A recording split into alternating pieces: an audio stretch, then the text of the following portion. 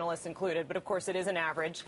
Revenue was about, lost my page here, $7 billion, and it was a mixed bag by almost any measure, whether you compare it year over year or you compare it to the second quarter. It was down 36% from that period of time. Asset management, though, did pretty when things were at their worst. The Ministry of Industry and Information Technology says factory output is likely to expand this year over 13%. In cars, they went head-to-head with the police in Paris and other parts of the nation this morning. Workers.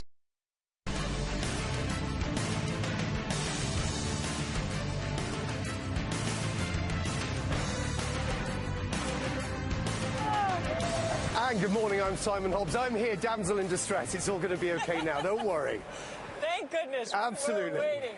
Simon home sales. Lack of buyers has sellers slashing prices even more. A full 27% of homes on the market today have seen at least one price cut. That according to Trulia.com. That's up from 22% in June. Sellers have now cut a collective $30 billion off. How much money he personally has and what he's doing with that cash. But obviously these two things back to back is going to add up to something.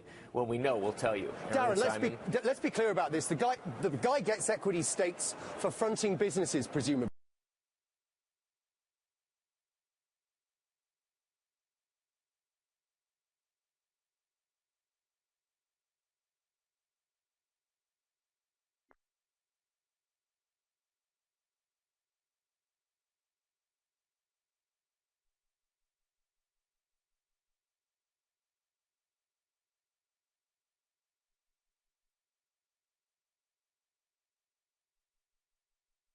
We got oil up, but not much. Not enough anywhere to make up for yesterday's sell-off. So we'll see what happens as the session starts. TAL Education Group doing the honors here.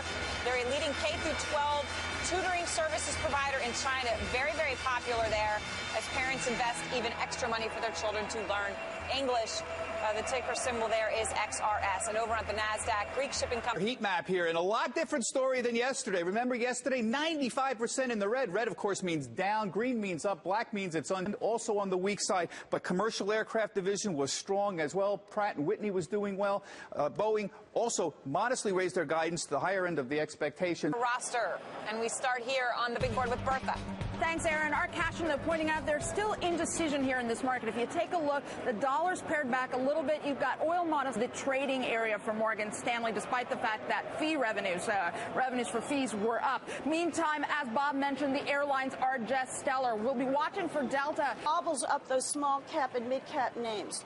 Okay. Good Thanks to talk very to much, both. both of you. We appreciate it. Thank you very much, Jack and Quincy. Thank you.